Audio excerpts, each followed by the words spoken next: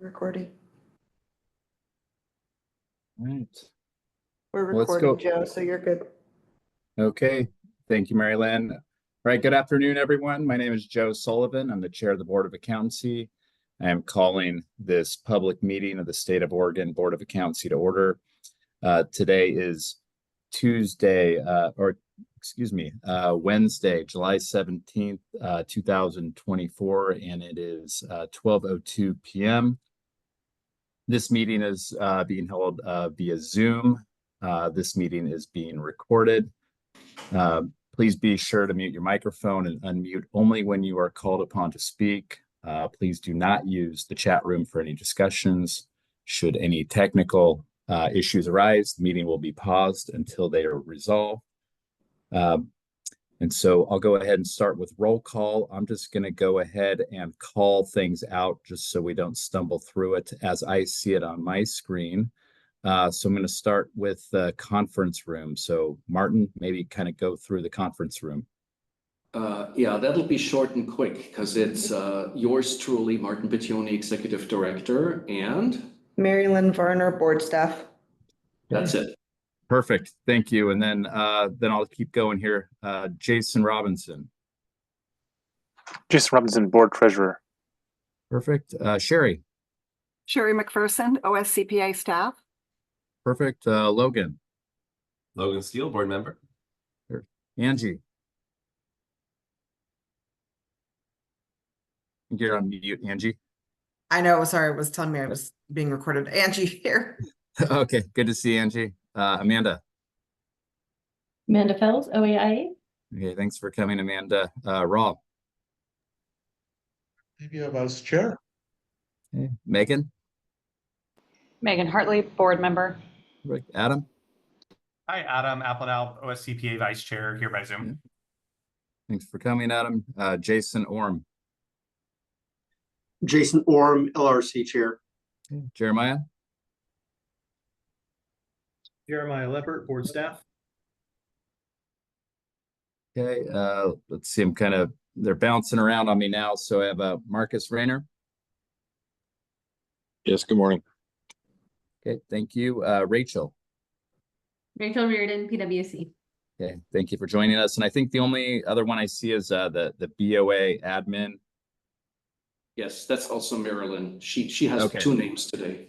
Okay, perfect. Just wanted to make sure. So I think that's everybody. So we'll go ahead and move on to item number 2, which is the agenda review and approval. I think everybody has those from Martin's email. So assuming everybody's had a chance to review that, do I have a motion to approve the agenda? I move to approve the agenda as presented. Thank you. I'll second. Okay, we have a motion and a second. All those in favor say aye. Aye. Aye. Those opposed? Hearing none. Abstentions? Hearing none. Motion passes. Right, we'll move on to item 3, public comment. Typically, I'm not sure there's going to be any public comment just based on who's in attendance right now. So, we typically keep that to a few minutes, but I'll just open it up for any public comments. So if there is any public comment, just take yourself on mute and just announce yourself. So we'll kind of pause here and see if there's anyone that has any public comment.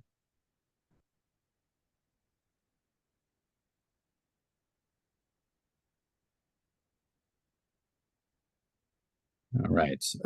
Didn't think there was going to be today, but not hearing any. So we'll go ahead and move on to item number 4, which is new business. We'll start with 4A, overview of developments since the June 6th, 2024 board meeting. So item 4A, 1, which is the NASBA updates, 4A2, the TAC Connect, and 4A3, which is the budget update. So Martin, you want to take us through these? Sure, I'll do that briefly, but I'll probably call on one or the other. So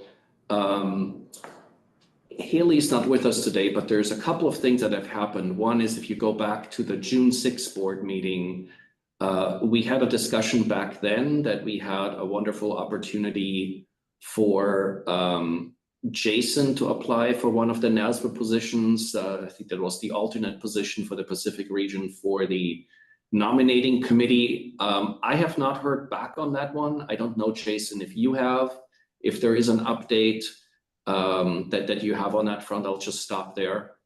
Yeah, I was voted in as the You alternate. were voted in, okay.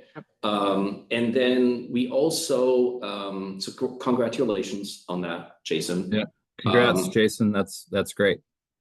And then we also had an opportunity that developed after the June board meeting where NASBA specifically knocked on Oregon's door, which is not, you know, quite frankly, they normally just send out kind of like these really broad emails saying, here are these things that are happening, here are these awards possible, these nominations, but they reached out to Oregon specifically and said, hey, is there anyone, you know, on your board who is, you know, willing to step up for the NASBA regional director position for the Pacific region? Long story short, for this board meeting, we ended up actually having a successful nod to Haley of our board. So Haley is, I think, effective November, if I remember how this works correctly, going to become Pacific Regional Director for NASBA. And that also means that she is going to be serving on the NASBA board for that term. Haley has also, if you're wondering if you've kept up on kind of board appointments and so on, Haley has also agreed to re-up her membership on the board, so she's not, you know, going off as she originally planned.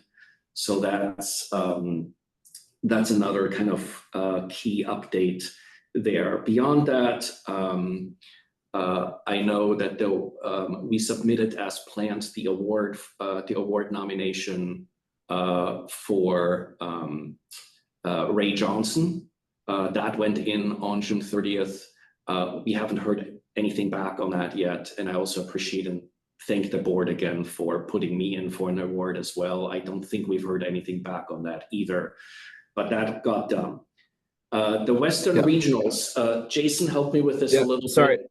Martin, can I just wanted to add on that too. So yeah, just so the rest of the board knows, I submitted the application or the nomination for Martin's award. I did my best to put a letter of support together, and not my strong suit, but I did my best there, and we'll see what happens. I looked back at kind of the timing of when those were announced from last year, and it looks like it's kind of the October timeframe, based on when the 2023 awards were announced. So I don't think it'll be for a while, but that's what it looked like last year. All right. Well, thank you again, Joe, and to the board for that. The regional meeting, and Jason, you were there as well, so please jump in as you would like. I think probably the biggest highlight that I have from the regional meeting, from my personal perspective, is if you think about all this stuff that we've talked about with respect to, you know, potential changes in licensure pathways, what's going on at the national level, I would summarize it as follows. The picture is still incredibly fluid. NASBA had an original goal of providing more detailed, you know, language and concepts around this structured professional program option that they're developing, and they wanted to get that done by the Eastern and Western conferences. That did not happen. What did happen at this conference is, I think at least not so much during, I mean, a little bit during the presentations, but for me, primarily outside that kind of more in the hallway conversations is, and in the executive director conversations is a really significant shift toward what do we need to do to protect mobility. So essentially a little bit of an acceptance that the profession is still in a pretty messy place in terms of figuring out when are we going to get an update to the substantial equivalency definition, and when are we going to be ready for that? We now know, which is didn't happen at the conference, but we know since the conference that the UAA committee is finally going to start meeting on August 2nd. That's a significant development, but again, they're just starting to work on stuff, right? So to me, the biggest takeaway was finally a focus on we really need to fix and protect mobility. That was probably the biggest piece, but no consensus on how best to do that. And that also Hey, is Martin. reflected in some of the policy options.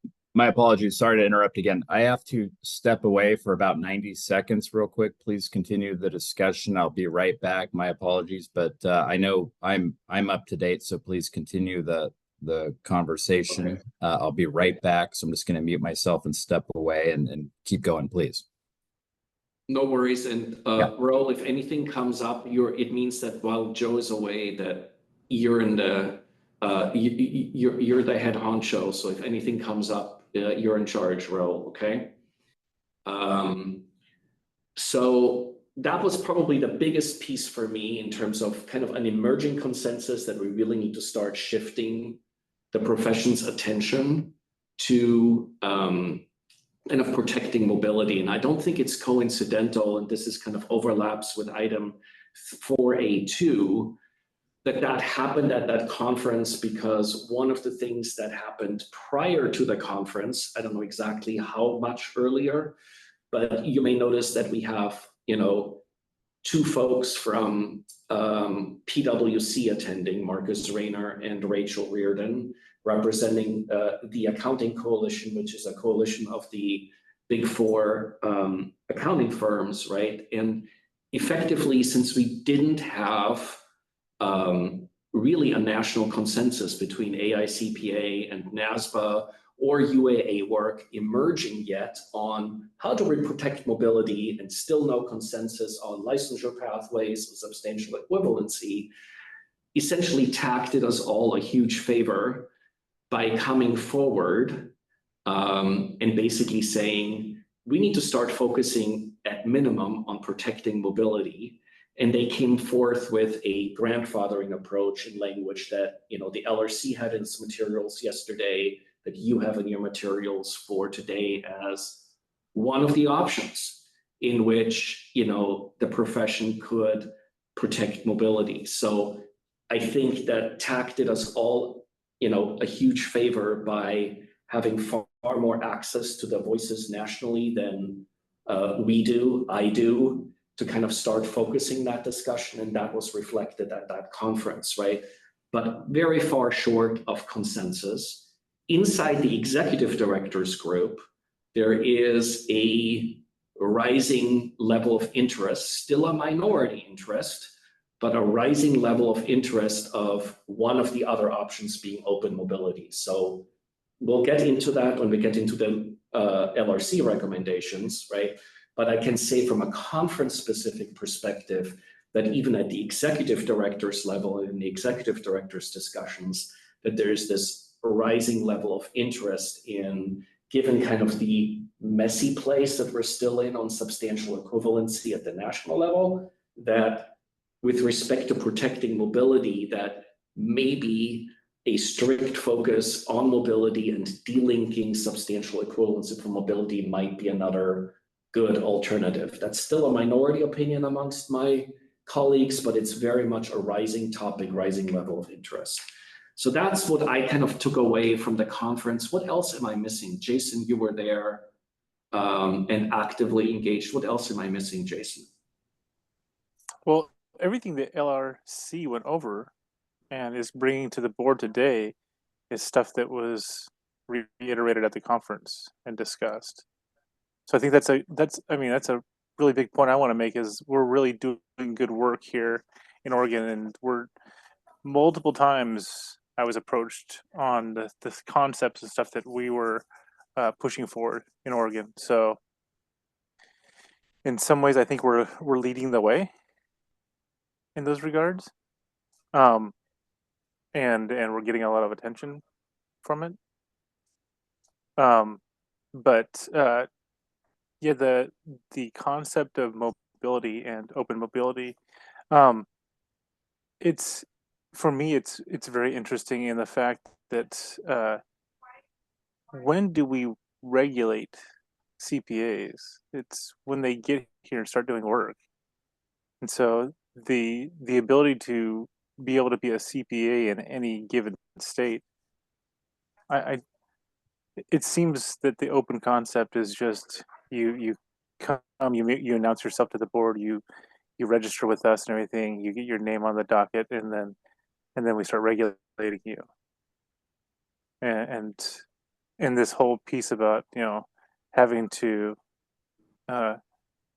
significant equivalency and everything to be able to kind of get rid of that concept, everything just sounds very engaging, and I for one like that idea, but we're not pushing that agenda yet. So anyways, yeah, I think a lot of the stuff that was talked about at the Western Conference will be talked about here today, at least a lot of the bigger points. And Thanks, Adam, Jason. you were there.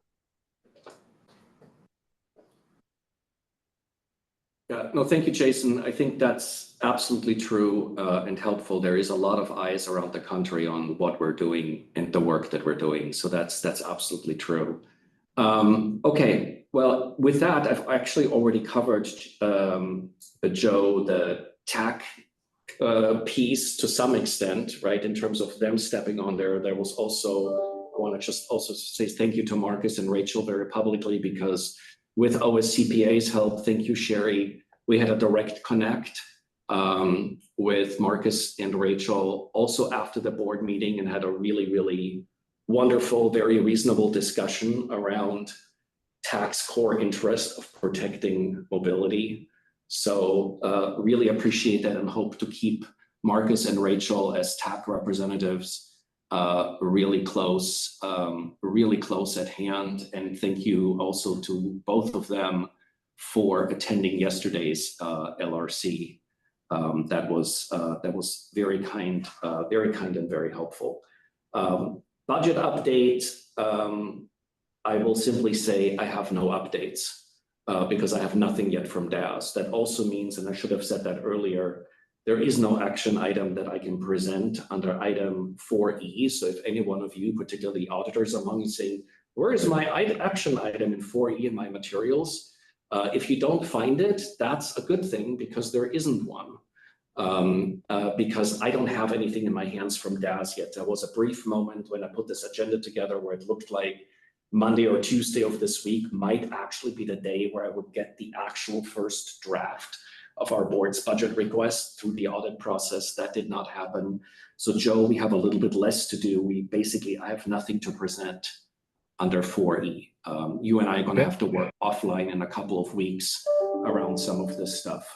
Oh, yes, and Sherry, you were with us at the Western Conference. Is there anything that I'm missing from your perspective, Sherry? Thank you. Adam and I attended, and Oh, that's right, and Adam too, of course. Yes. The purpose for that, we do try to attend NASBA as we're able, as long as we don't have other competing activities. But it was nice to be able to connect with some of the NASBA team. I've gotten to know them over time. And one of the things, I think a big piece was the NPAG update, so National Pipeline Advisory Group, and that's, you've all been hearing a lot of that. So there was quite an extensive overview on walking through the outcome of that national committee's efforts. And I would just say, to mirror Martin's point, it's a moving target, and it is amazing. Like every week there's something a little different. It's like you just have to hold on, because if you go from what last week, you're out of date. So I would give Martin a lot of kudos too for keeping everybody up to date, because those of us that are working in this every day, it's still a moving target. So I'm happy to see a little bit more of a national coalescing around some things, but we still have a lot of work to do. So Adam, did you have anything? Just briefly, yeah, thank you for just a moment. I would agree with everything that Jason and Martin and Sherry shared from the conference. I think like the biggest takeaway And it feels, I was just going to say, it was 3 weeks ago. It feels like it was like 3 months ago. It feels like so much has happened in the meantime in this discussion. But I think that's the biggest takeaway for me is this is a really rapidly developing set of or regulatory environment. And I think that it solidified in my mind the importance of this board, the Oregon board, having flexibility in adapting to the changes that are happening across the country. So, I know we're going to talk today about the LRC's recommendations from yesterday. I was grateful to be part of that discussion yesterday as well, and look forward to the board's discussion on that. I think a lot of those are directly aimed at addressing how we adapt or how we give the board the ability to continue to adapt as the environment changes across the country. So, I think that's the biggest thing is everyone sees that there's a problem here clearly, and many of the boards and regulators and the societies are trying to make sure that they can adapt to the changes that other jurisdictions are considering. And Sherry, you have your hand up. I might add one brief thing regarding TAC. So I've had the pleasure of working with TAC over the long haul, my 13 years as CEO at the Society. Before that, my predecessor, Cheryl Langley, worked with TAC reps. Marcus and Rachel are basically assigned, not speaking on behalf of them, but they're assigned to a number of state societies that they work with. Other representatives are in that same model with their societies. So we work very closely on tracking, national issues and so forth. And I do appreciate the big picture perspective that Marcus, Rachel, and other TAC members that we work with bring to the table for us. So, thank you for that. And I thought that might help you a little bit because sometimes people are like, now what's this? It's kind of another acronym, if you will, but good work is done by TAC out there in the accounting space. Thank you. Hey, Joe, one last piece that I think we need to update the board on before we get into the policy discussion to kind of ease people into that and give people, quite frankly, a lot more breathing room than we thought we did. The other really huge development, really unexpected gift from heaven for us was a conversation I had with our legislative council drafter on Wednesday of last week when she reached out to me. And essentially what that conversation did and what plays into both what you have before you today under the action items and our process going forward is that it radically shifted our world from up until that moment in time. Our running assumption had to be that this afternoon would be the last moment in time for us to get language into the Legislative Council drafting process, and then quite frankly, a great deal of uncertainty of when and how much feedback loop we would actually be able to get in terms of language coming out of Legislative Council before it ends up as bill text. That conversation transformed everything for us because not only do we have an amazingly kind person helping us on drafting, it is somebody who is offering us a very collaborative process, who took away the July deadline of submitting language to her, allows us to work with her also in August, is opening up an opportunity for her to share multiple language drafts back and forth before her official first draft we need to officially respond to comes out.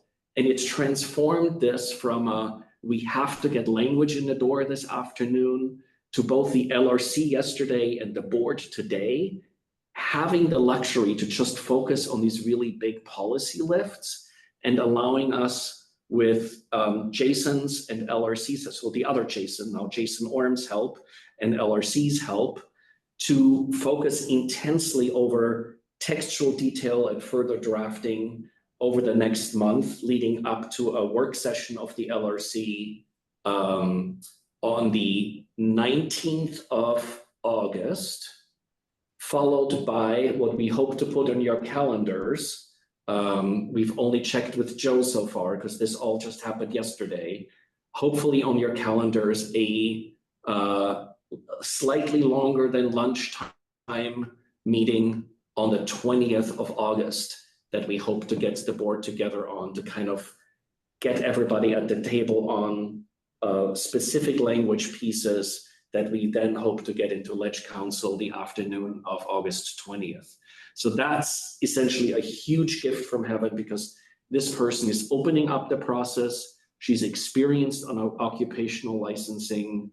And I will simply say, it was also nice to hear that her brother is a Washington CPA and she cares about the profession. So that's very nice as well.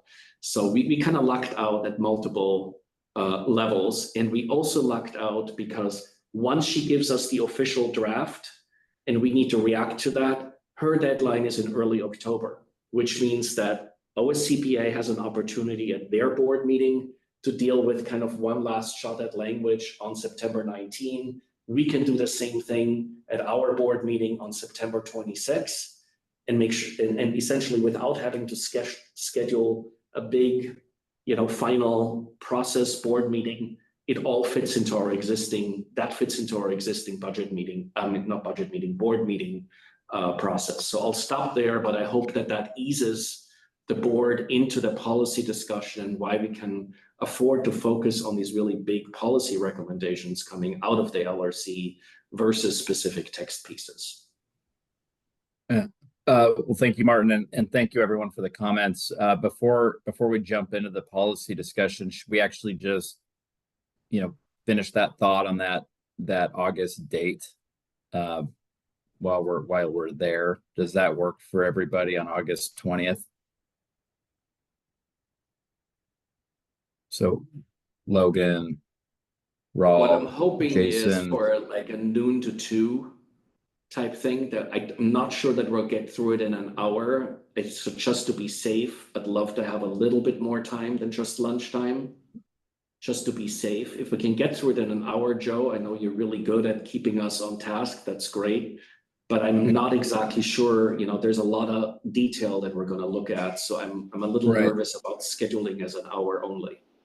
Right. Yeah, I think we ought to book 2 hours and we can try to, create some found time if we can. But Yeah. Megan? I have a conflict for that date just because I have a leadership meeting from 9 to 3. Okay. So would it help you if instead of a lunch meeting, we did it at 3? Would that help? I could do it at 3. Yeah. Is that your question? Yeah. Yeah, I could. I hate to make everybody else change, but yeah, I could do it 3 to 5 or whenever if we need 2 hours. I have my first leadership meeting here at UOC, my new job. So, and then it goes till 4. It goes till 4? Yeah. Well, it sounds like we have another vote for a later afternoon thing rather than a noon thing. Okay. I could see if I can get excused at 3. No. That's you just switched jobs. I don't know if you were going to be ready to announce that, but that's a big deal. So it's good to know. Let's see where everybody else is at. Yeah, Logan or Raul, what does your calendar look like? No restrictions that day. Okay. Checking as we speak, so I would suppose I'm open, but I will confirm. Okay. And we don't know Haley's availability. Would it be better if we sent out like a little poll or something, Martin? Yeah, I'll set out a poll, but I think what I'll do is I'll do a tentative. It sounds like the sweet spot for everybody right now is possibly a 4 p.m. meeting on the 20th. That would work. That's the sweet spot. So I think that will be kind of the default that I would ask for you to put on the calendar, but I'll shoot out a little bit of a broader poll just to see if we need to make changes away from that. But it sounds like we'll get a much better attendance if we do a late afternoon thing than if we do a lunch thing. And that's going to be okay virtual, right? Yeah. Okay. Yeah, that would be the default. Yeah, the later is harder for me. but I'll try to make that work. But also that whole week is pretty open for me as well. So anyway, just throwing that out there as well. So if there's other days that work for people, if the 20th is the ideal date, then I'll make that time slot work. But I'm good with exploring other dates if you'd like to do that, Joe. I just wanted to, is the further I get down the road, the less time I give legislative council. So my assumption was we could make Tuesday work, but if Tuesday is a hard day, what does Wednesday look like? Can we My do a Wednesday looks lunchtime? better. I could do 12 to 2 on Wednesday, the 21st. Does that work for everyone else? 12 to 2 on Wednesday instead? Wait, didn't you have something on Wednesday, Angie? Yeah, I was just gonna say, I have an all-day board meeting on Wednesday for pharmacy. Oh, yeah. this is way more important. I know. Thursday and Friday, I'm wide open, so. 22nd?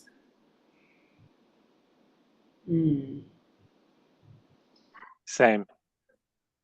I have an all-day thing on Wednesday also, but Thursday and Friday and Monday, if we want to go backwards, are all open. Yeah, I'm the 19th and the 22nd. I'm wide open. Okay, I could probably make the 20. I can make the 22nd work. Okay, sounds like we're falling on Thursday. Okay, so that sounds like Thursday then is the sweet spot. Thursday, 12 to 2. Let's aim for that. Great. Okay. Going once, going twice. Let's do it. All right, let's do that. What day was that again? That was Thursday, the 22nd, 12 to 2. Okay, I'll check. Awesome. All Thank you, right. Joe, for helping me with that. Okay. Thanks, everyone. I know I appreciate everyone fitting these short meetings. It really helps us advance, our strategic plan forward when we kind of create these shorter meetings as opposed to kind of meeting on a quarterly basis, and when we can connect on a more regular basis. So we really get a lot more done. So I appreciate everyone making time to do that. So with that, I think we can go to item 4B and actually, get into the policy discussion here. And so as far as kind of leading us through that, I know that, the LRC had a really great discussion. I think everybody's seen that in the memo that got sent out in advance of this is I don't know if Jason Orm or Martin, makes sense for either of you to kind of lead us through that?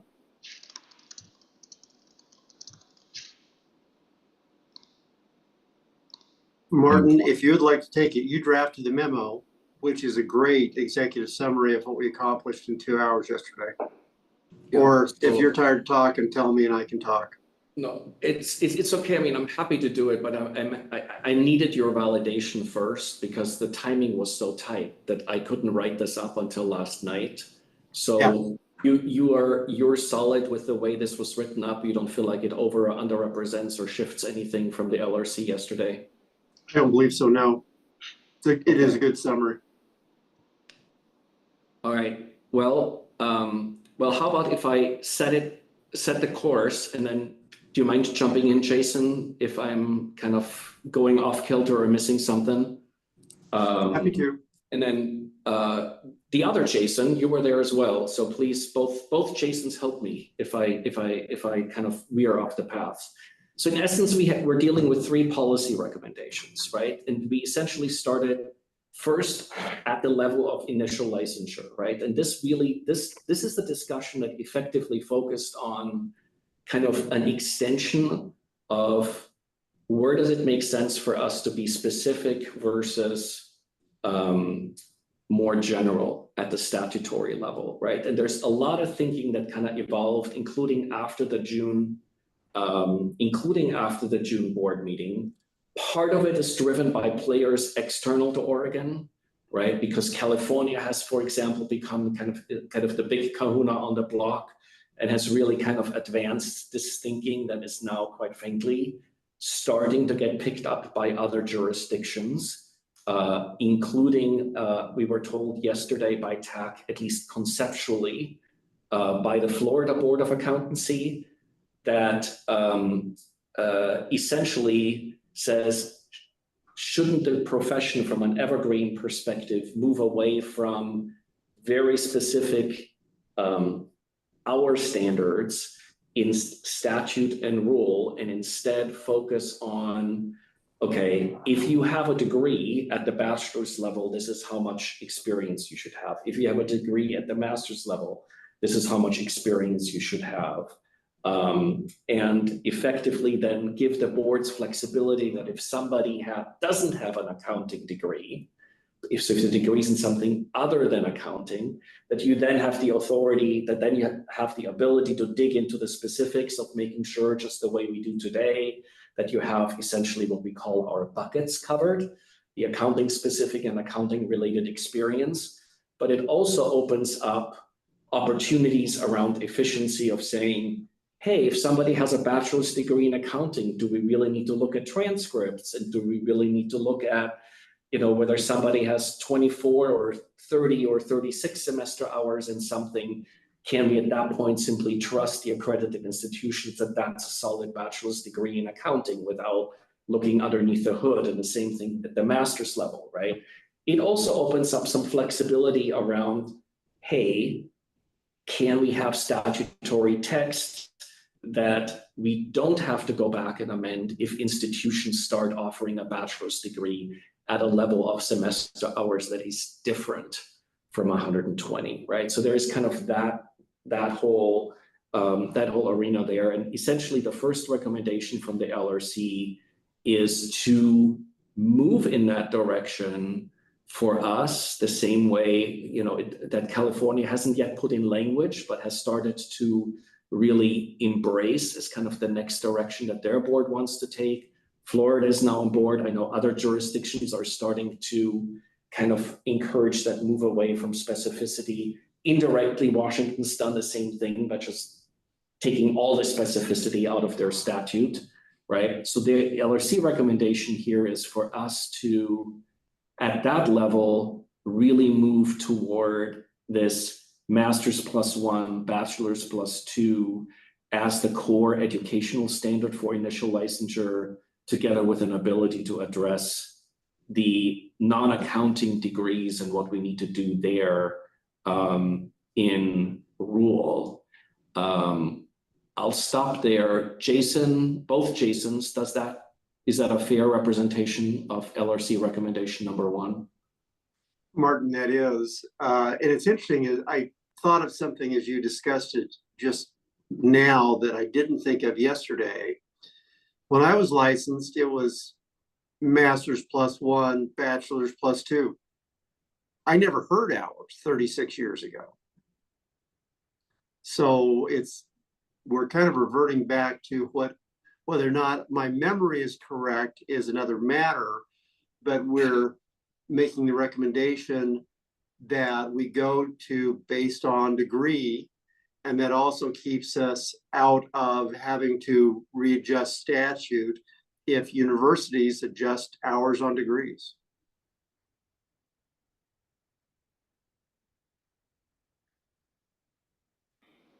I really like the flexibility it offers, so I think it's the right direction to go.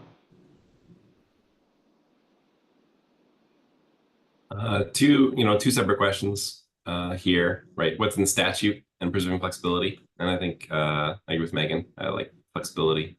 When it comes to our actual rules, I will. I have strong opinions about the credit requirements being preserved, but that can be set in rule, and that should be good enough. So flexibility in statute seems achieved here with this kind of language. Okay, thank you, Luke. Any other comments on the first one?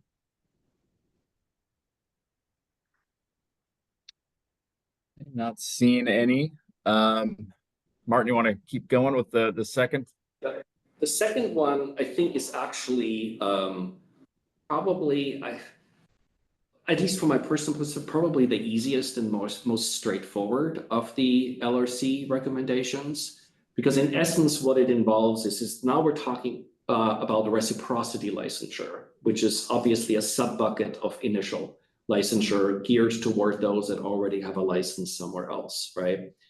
And starting with the recommendation first here is that we explicitly embrace one door, not the exclusive door, but we explicitly embrace kind of this protection of an experience standard that effectively, regardless of where another state might be with respect to their licensing requirements, once you have X amount of experience under your belt, it shouldn't matter how different those licensing standards might be from what we have here.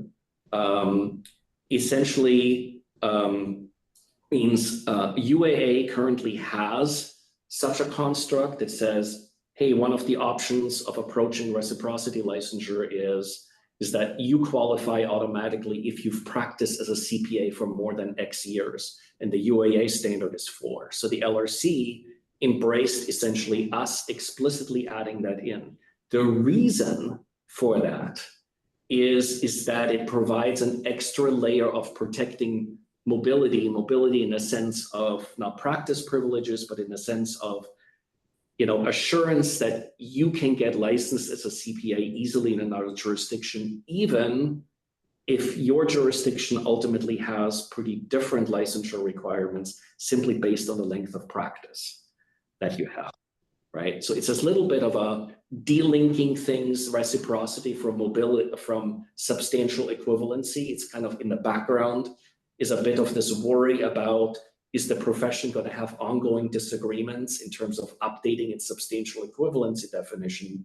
Well, here's one option for us to kind of maintain as much stability as possible in a reciprocity context by de-emphasizing substantial equivalency and explicitly relying more, have the option as one option, not the exclusive option, in our statutes, that experience standard that provides further assurances to CPAs that they will not have problems coming in here to practice. That's kind of my high-level summary. I'm going to look for both Jasons for any ads before you open up, Joe. Yeah. Good high-level summary of what we discussed. Agreed. Okay. Questions, comments from anyone? What would be the safeguards to prevent a race to the bottom effectively, where some state could have very low standards? You practice in that state for a few years and now you can go anywhere you want. What stops that from occurring? We talked about that, and that would be ruled by boards. The example that I think Martin threw out is the lemonade stand equivalent. If you've managed the operations of a lemonade stand for 10 hours, you're good. By rule, the board could say, no, here's the marker.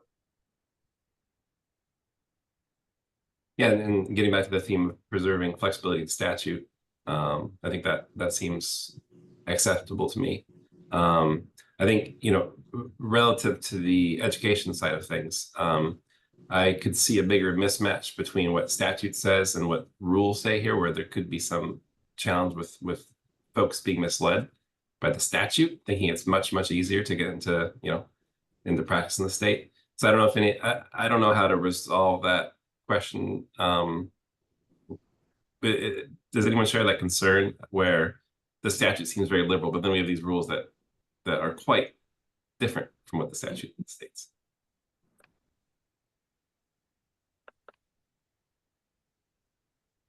I could see that being a concern. Yeah, that the two, it's so broad in one case and then so pretty narrow once you get into the rule. So it presumes the person is going to read both both components of them. Part of the reason we discussed leaving statutes so broad on the bachelor's degree, because we did talk about bachelor's in accounting, master's in accounting. We left it broad because someone comes in with a master's degree and a bachelor's degree in sociology, but wants to be in our profession. Okay, they've got those degree requirements, and that's where it drops into rule of, okay, great, you got the degrees, but you also need this accounting curriculum. Yep. And that I think that flows nicely from a high level statutory view of what's happening, and then an unsurprising rule behind that, right? Right. In this case, we have like pretty carte blanche, you know, anywhere you are, if you're licensed and you practice for X years, you're in. And then it is a little bit more of a sudden shift to like having rules where like, oh, actually, you know, you need 120 credits or something like that. So that's just my concern is maybe this is just a little too broad as compared to what the reality will be. So it's hard for me to square that. Not opposed per se, but it's just something that I'm concerned about. And that could be, there would be an application process, and that could be part of the application process, and the explanatory material is part of the application. That is not my original. That's not my original thought. I would give credit to Sherry McPherson for shooting that to me by text. Thank you for making me look smart, Sherry, as always.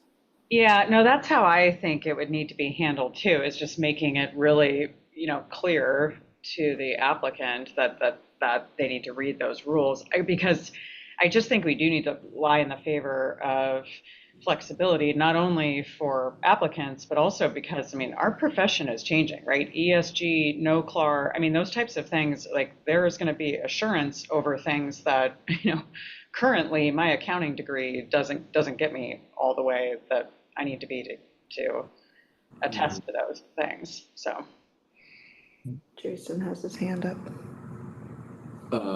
Jason has his hand up. The other Jason. Yeah. So, currently we're seeing those kind of things where the people are going to other states and everything, getting their license, and then coming back here for reciprocity, and having the flexibility to be able to bring those people to the table ahead of time and after the fact is, I think it's key for Oregon. And I don't like I've been saying, having it more specificity and rule. We really need to look at that, and I think that further defining some of the things that we've been talking about could be done in the application process and in rule, but we're already seeing the same kind of stuff that we're talking about right now from other states and Alaska, where they're reaping the application process, and people are coming in because it's easier to get in there, and then coming to other states where they want to do work at a later date. And again, how many applicants or how many things have we seen where we've done investigations on people that have been practicing here in Oregon without a license? So, and we do a lot of work to monitor that, and we don't see a lot of harm to the public, and I don't think we have, it's not the best bang for our buck for our resources. That's what I'm trying to say. And I think this process LRC is proposing will avoid some of that.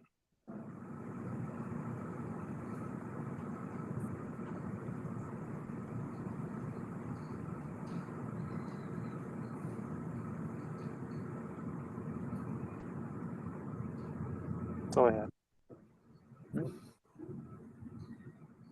Any other questions, comments? Good discussion.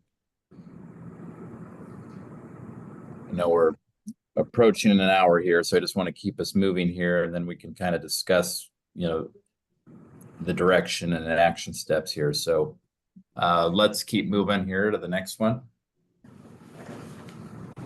So I'll keep this one brief because you have a very detailed kind of points behind this, because this was by far, I think, the biggest lift, I think, for us at the LRC yesterday, is the whole discussion on how best to protect mobility, right? Because we recognized that at the national level, there's a consensus on we need to protect it, but no consensus on the how.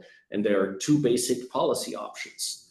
One is to deal with a grandfathering approach, and obviously, we all tack a huge favor, a huge thank you for having done the profession a favor of focusing the discussion a lot more on protecting mobility, and also, quite frankly, being the first ones out of the gate with language at all, which, as much as I credit TAC for that, is also a reflection of the lack of language by other players at the national level, right? So we had to, at the LRC, come to a decision point as to where do we want to go? Grandfathering versus open mobility. And essentially the LRC came down firmly on the side of open mobility because of the strongest and most longest lasting impact on mobility, combined with a clear signal that you have, and I want to make sure you saw that in item 3F on the memo, which basically says they do recognize that there is a downside of open mobility, which I think was also a little bit reflected in Logan's comments earlier, right? Which is what happens if a jurisdiction steps way out of line. So here we're not talking about reciprocity licensure, you're talking about ability to practice with your out-of-state license serving Oregon clients, right? But what happens if there's a jurisdiction where things go really sideways in terms of licensing standards in an open mobility context, right? And then having those folks still able to serve Oregon consumers. So there was also some discussion at the LRC yesterday around essentially, if you will, some caveats and ability for the board to say, until here, no further, if you have essentially what Jason quoted me on earlier, kind of a lemonade stand scenario where standards drop too low in one of the, in one of our brother or sister jurisdictions. So that's kind of where the LRC landed. I want, in the interest of time, keep it at that. Jason, do you want to add anything onto that before we open it up? No, good summary, Martin. Thank you. Any questions, comments?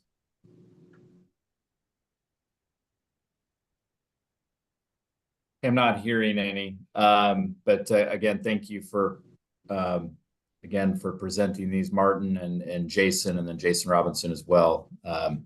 Appreciate all the work that went into presenting these today for this board meeting. And so I think as far as next steps here, Martin, I think what we're talking about is creating a direction on these policy options, right? Do we need an actual motion today, or are we just providing direction? Are we just providing you direction, I guess, for clarification? I'll look to Angie there, but I think my gut instinct here is it's always safer to do a motion, right? And even though here you're not adopting specific language, which would always be territory for a motion, these are really heavy duty policy decisions and direction, right? And we're basically now investing resources, particularly at the staff level, LRC level, Angie level, in further drafting of, quite frankly, things we haven't even yet discussed today, and also these things and putting these things in language. To me, the safer approach is to do a motion, which I think, Angie, unless you have a better idea, could be as simple as the board is, if that is the will of the board, to say we are accepting, the board is accepting the LRC recommendation and directing the council and staff to work on drafting language accordingly. Okay. I think I could, Martin, I think what I could do is, I really appreciate what the LRC came up with. I think this is really good work. I appreciate the discussion here today, but I also appreciate the guests that were able to attend yesterday's meeting as well. And so in my mind, they made our job easy here today. So, my recommendation, and we can discuss further after going through this if we need to, but is that we move forward with the LRC recommendations. And so you know, unless there's further discussion, I'd just be looking for a motion that the board moves forward with the LRC policy recommendations as presented.